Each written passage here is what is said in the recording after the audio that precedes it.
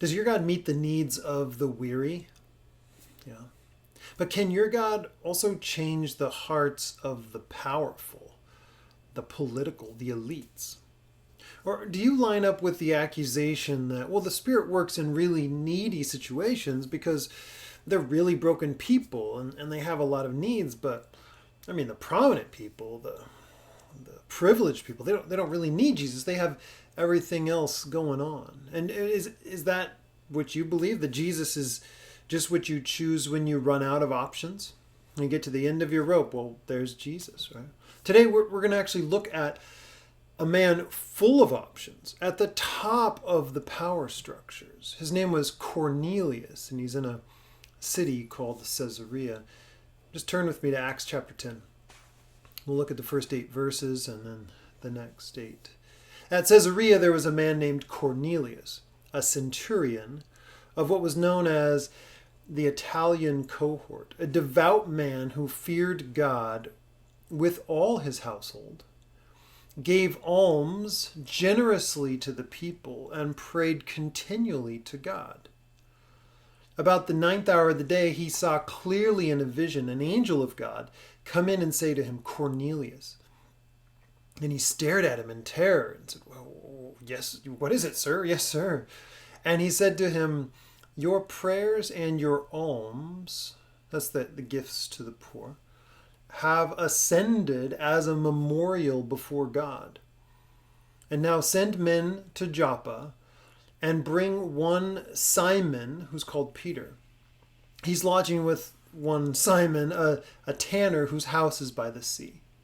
When the angel who spoke to him had departed, he called 2 of his servants, part of his household, and a devout soldier from among those who attended him, and having related everything to them, he sent them to Joppa. Well, this is a fascinating little segment of the story here in the middle of the book of Acts. Go find Peter, Cornelius. You need to go find him. And so he's in Caesarea. What do we know about that? Well, we know it was a model Roman city built by Herod the Great to honor Augustus Caesar, including a temple to worship him. That's an imperial temple. It had all the statues in this city, all the temples, the sports complexes, the theaters. It had Roman power on display. Remember the Pax Romana, all the soldiers keeping the peace over the province of Judea. So they're out there on the coast, and then looking inland, they ruled that region. And here we have Cornelius. He's a decorated, trusted military leader. Over hundreds of soldiers. He's a Gentile living in a significant Gentile city and was a prominent and privileged member of Roman society. But he was different than his society, wasn't he? He ran his household differently, in the fear of Yahweh. His respect and admiration for Yahweh, the creator of all, and the God of Israel, actually showed in his whole life and in his work. His work was informed by his worship. And his accolades didn't just come from Rome. If you remember the story before this, there was Tabitha. She's applauded by all the widows in Joppa. But here Luke takes care to note that God has taken notice. Yahweh has taken notice of this man's devotion. And one wonders if the story is important to Luke, not just because, it's what happened, but it's a pivotal point in the message going to the nations. And also because the recipient of this work, the work of this historical research that he was going to do, remember it was to a man named Theophilus, lover of God. And maybe Theophilus needs to know that he's not the only lover of God among the Romans who's being reached out to by God Almighty. These alms and his gifts to the poor had risen, it said, like a memorial offering. The memorial offering in Judaism, in the Torah, was a share of the grain harvest that's given to remind all of Israel that the whole harvest is God's. Maybe that's why you give. You give a little bit. You give maybe 10% of your wealth right off the top, just to remind yourself that this is all God's in the first place. So in this case, this memorial offering of a harvest is kind of an interesting term to use. It might be that in this case, Cornelius and his family are also kind of the first part of a new harvest that Jesus is about to bring in, a new Gentile harvest. We have some interesting connections there. But maybe you're curious about this, as I was. Why would Cornelius turn to Yahweh? In some sense, the local deity. In the midst of power and prestige and privilege and a model Roman port city, you're right at the top of the heap. I mean, if you have to live out a story, why the story of Israel and not Rome? Right? Why the one at the bottom of the heap with this local deity? I mean, the Roman story was winning the day. The temples were established, and if you played along, you might just get to stay on top.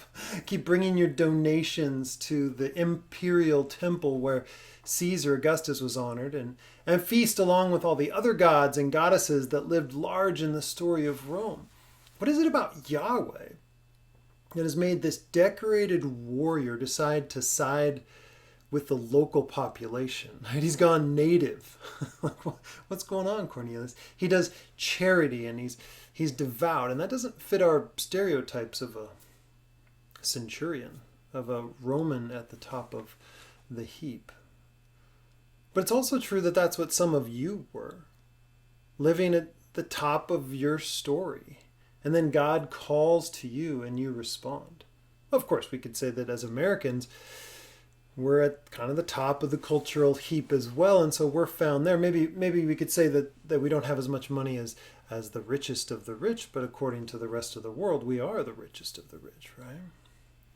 Some of you were, in that sense, kind of at the top of the heap over others, and some of you were living under the rubble caused by the destructive tendencies of others. And I think we want to look at Cornelius and maybe we could start a little debate over what his good works did to motivate the heart of God, to bring him to this point of allegiance to Jesus. But for Luke, as Dean Pinter points out, the interest is not on what the role of Cornelius' prayers and his piety may or may not have served as merit before God. Cornelius is actually portrayed as being responsible for what he does and what he knows from being associated with Judaism. So he's saying, okay, I watch and I observe what's going on in and among these Jewish people, and I want to take part in that as best as possible, even though he's clearly an outsider. So I think there's a principle in here. We know that God is light, and he intends to illuminate and reveal. So what will you do with the light that you've been given? Right? What will you do with the light that you've been given? Will you seek more light? Well, it seems Yahweh, the God of Israel, the creator of all, encourages that sort of thing. Right? If you seek the light, he will give you more light. Maybe we could be praying that right now for those that we love, that they would seek the light and that God would be gracious in receiving them. I mean, Cornelius is responding to the light that he sees among the Jewish people around him. And now he's going to have an encounter with Peter. And Peter is now going to be tested by his own revelation. What will Peter do with the light that's given to him? In Cornelius, we have a man who's obedient even though he's an outsider. And in Peter, we have an insider being tested to see if he'll respond. So let's look at the next part of this passage, Acts 10, 9 through 16. The next day, as they were on their journey and approaching the city, Peter went up on the housetop. So the two household servants, devout servants, and the one devout soldier are coming to meet with Peter. Peter's on the housetop. Remember, this is at Simon the tanner's house by the sea. it's so, I think, critical that a tanner lives by the sea. A huge advantage to have some fresh air flowing by his house. I've had the chance to visit this famous tannery in the old Medina in Fez, Morocco. And wow, as you walk up the stairs to that lookout, you'll see right there on the top right, they give you mint leaves to hold up to your nose because it is so terrible. There's no pretending. This place just reeks. And I'm imagining Peter as he falls asleep at this tanner's house. What you might dream about as you fell into a sleep. So it says Peter went onto this housetop and about the 6th hour at noon to pray.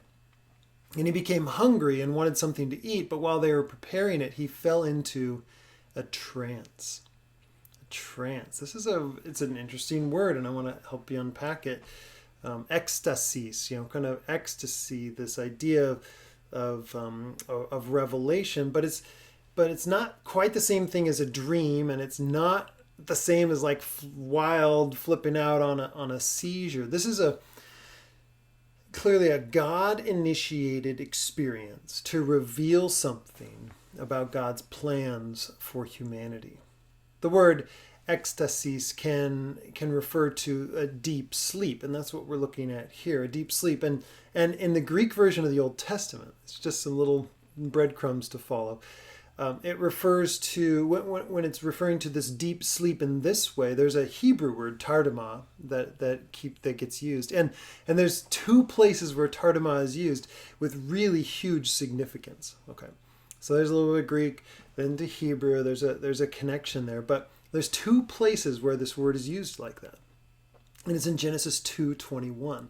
This is where the Adam, the human, the original human, is placed in a deep sleep.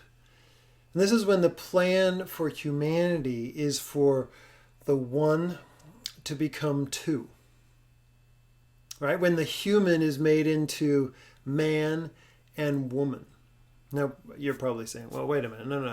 There was a man, he took a rib, and then the rib was made into a woman. Well, that's not actually the way the Hebrew works there. What we're looking at here is the human is taken, and it says he's put into this deep sleep, this trance, the same word. And it's not so much a rib being removed as a side removed, one side being removed. Some weird imagery, but the side of the human is removed, and from that 2 are being made. So not so much a rib, although that's a possible translation. It's more likely the side. He's split in 2, and a man and woman. Of course, then we know the 2 become one flesh again, and out from that come more humans, right? So you have this beautiful, this image of this deep sleep that God has initiated because there's something new that's going to happen with humanity. Well, and then it happens one more time in Genesis chapter 15, verse 12. This is when Abraham goes into a deep sleep. It's in the middle of this covenant ceremony, which is very unique. Hey, bring the animals, split them in 2. And then God has Abraham fall into a deep trance. And God makes this covenant at this pivotal point in human history with the one family. And he's going to give them the land for them to flourish. I will give you this covenant. And is it a coincidence that in this ceremony the animals are killed? Not the humans split in 2, but the animals split in 2. Well, that's interesting to me anyway. The Jewish person, let's just say this, reading the story in line with the great covenants of Adam and Abraham wouldn't miss this. That Peter is having a major God-initiated vision about God's plans for the human race. Like Adam and Abraham, God is revealing a huge shift in the story. Okay, so he falls into this trance, right? And that saw the heavens open and something like a great sail or a sheet descending, being let down on its 4 corners upon the earth. And in it were all kinds of animals and reptiles and birds of the air. And there came a voice, "Rise, Peter, get up, Peter, kill and eat." And Peter said, "Oh, by no means, Lord. I've never eaten anything that is common or unclean." And the voice came to him again a second time. "What God has made clean, don't call common." So this happens 3 times. And the thing was taken up at once to heaven 3 times. So Peter's confused by this vision. And it'll become clear to him that what's going on, because there's going to be a knock at the door pretty soon. And next week we'll look at this other section. But for now, I think we can just see a few things clearly. Peter is bound up in the story of Yahweh. Good for him. He's a Yahweh person. Cornelius is hoping he can be part of that story. And we can see he's made some decisions to move from the Roman story to identify with God. They lived in their household under the fear of Yahweh. But Cornelius is always going to be an outsider to the story of Yahweh, right? Well, Peter's about to have this world opened up. His own vision of the world just opened up, and Cornelius is about to step into it. It's a very, very great moment. In fact, Luke is making clear that God is preparing the way, just super carefully, step by step. You've got the double vision of Cornelius seeing an angel telling him to go to Peter, Peter seeing this sail or sheet full of unclean animals and is told to eat, and this double vision is coming together. The point for Peter is that, Peter, you've been treating food the same way you treat people. Some is clean, some is pure, some is unclean, some is impure. Some people are unclean and impure, and no, I don't want to associate with them. Peter gets it. He knows the boundaries, right? And he hasn't done anything to step over those lines. Like Ezekiel, one of these prophets of old, he says, no, I've never touched this stuff. I've never done anything to go against these boundaries, never transgressed. Dean Pinter says the voice from heaven responds emphatically. The things that God declares ceremonially clean, you, Peter, should not consider unclean. It's very pointed. It's emphatic right at Peter. Peter, you could not be more wrong in your judgment. Well, it would take a vision to move a guy like Peter off that perspective. But Peter's not alone, is he? Being wrong in judgment about people. Have you ever been wrong in judgment? Raise your hand, everybody. Yeah, so much. There are people that pass our way that we think are out of range of the love of God, completely out of range. Whether that's some celebrity or a politician, like maybe way far away, or people up close, or neighbors or family members. You're just like, it's not that God doesn't love them, we would say. Of course he loves them, but he just can't do much with them. There's nothing there that he can do. Or maybe they're too low in society, or too high in society. They're so down low and destitute that nothing could really be made of their lives. Or they have everything going for them, like maybe we might say Cornelius, and so they don't really need Jesus, right? God only works with average people, and God only does average things, right? We couldn't be more wrong. And so I've got a couple applications. One application is for the Peters. Don't you do it. Don't you call common and impure what God is calling to be his own. Don't you step in the way. Right? I'm reminded of Jesus' question to these 2 blind men as he walked by. Matthew 9:27 through 30. As Jesus passed on from there, 2 blind men followed him, crying aloud, "Have mercy on us, Son of David." And when he entered the house, the blind men came to him. And Jesus said to them, "Do you believe that I'm able to do this?" They said to him, "Yes, Lord." Then he touched their eyes, saying, "According to your faith, be it done to you." And their eyes were opened. Do you believe that Jesus can draw people to himself, that he can rescue them? Or are they too far gone? Too low to be dealt with, too high to be affected by Jesus. God only works in this middle range. I'm being challenged as a Peter that I need to realize that God can draw anyone to himself. And I think for me, this story brings up a lot of questions about what God thinks about those who aren't yet insiders to the family of God. Maybe what has God done in the past with honest seekers? And apparently there are such people who are pursuing Yahweh, seeking the light, wanting more, responding to the light that they're given, and then God gives them more light. Apparently this is happening. Another question is of what will God do with those who have never heard the message of Jesus? Yeah, what about those that have never heard? What's God going to do with those? Well, we see a bit of the heart of God, and let's not give up on God. Let's not give up on his heart for the masses.